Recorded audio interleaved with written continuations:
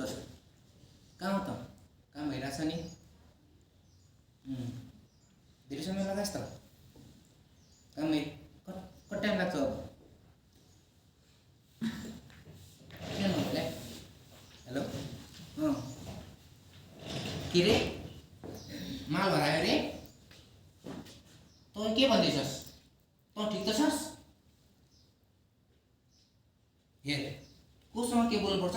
विचार गरेर बोलेस् ठिक छ बोलिहालिस् एकचोटिलाई माफ दिए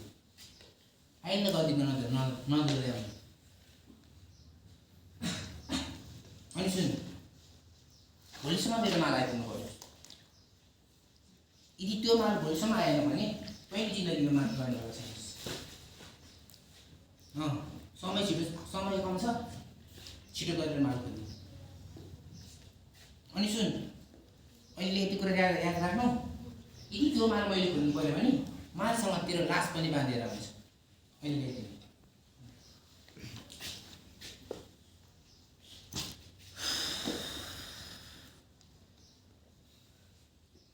हिजो आउँछ भनेको माल अहिलेसम्म आएन हरेकचोटि एक दुई दिनमा आउने माल योचोटि 2 हप्ता लाग्छ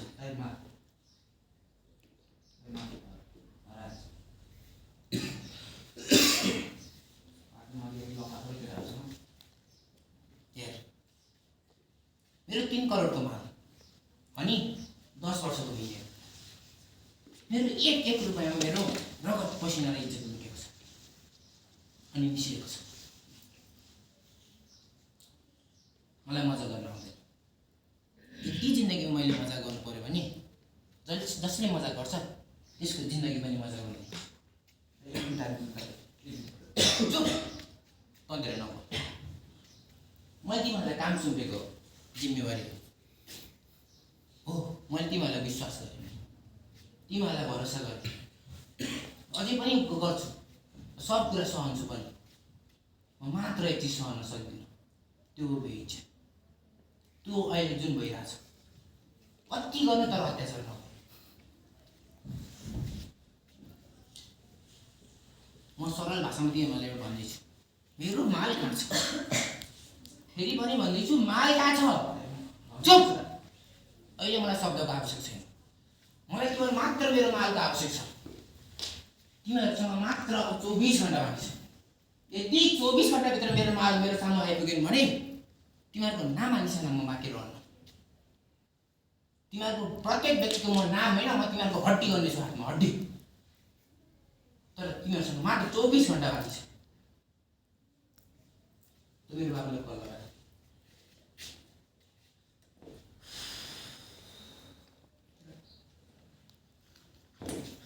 हेलो बाबु त कहाँ हो अनि माल त हरायो अरे यो कुरा साँचो हो हुँदैन त्यसरी त हुँदैन मलाई मेरो माल कसरी दिन चाहिन्छ अनि बेलुका त मेरो आफ्नै मान्छे तँलाई त्यसमा किन गएको मैले कहिले तँ सोचेको छस् त्यस्तै बेला काममा छ बेला नि भोलिसम्म मेरो माल आइपुग्नुपर्छ अनि तेरो बोली पनि किन कापेको छ यही बेला तेरो अनुहार हेर्न पाए झन् मजा आउँथ्यो क्या तैँले सोचेको होला तर मन निकै टाढो छ हो दाइ हामी तर मन निकै टाढो छ हो तँ पनि टाढो छस् म पनि टाढो छ तर यति कुरा याद राख मेरो छाया तेरो नजिकै छ भोलिसम्म मेरो माल आइपुग्नुपर्छ मेरो माग आएन भने तँ लगायत तेरो शाखा सन्तान मेरो नजरबाट दिनेछ अहिले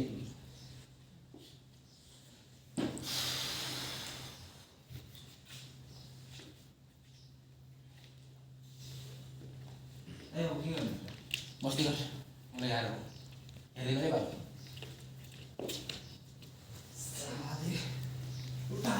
काम गर्न सक्ने तैँले गर्दाखेरि हो क्या तैँले गर्दाखेरि बुझिस् त के रा बस्नु कति चाहियो त्यो बसलाई सम्झा बुझिस् बुझिरहेौ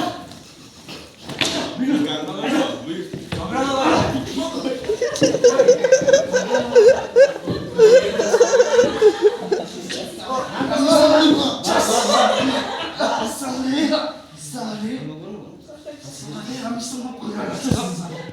तैँले मलाई लात थाम्बे तेरो यति हिम्मत हाँ टोक साले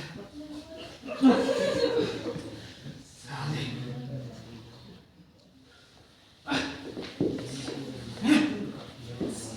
जीवन दिँदा छान्थ्यो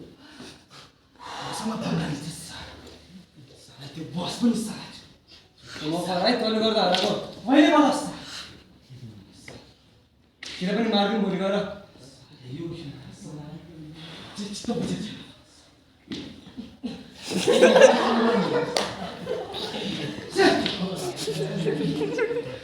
किन मार्दिउँ भोलि गएर मार ठोक्छन् आधी आधी मैले गरे केटाहरूलाई बोलाइसकेको छु अब त्यो पनि मार्छु बुझे चल चल छोडिदे यसलाई के गर्दै छोडिदे केटाहरूले बोलाएर हान्नु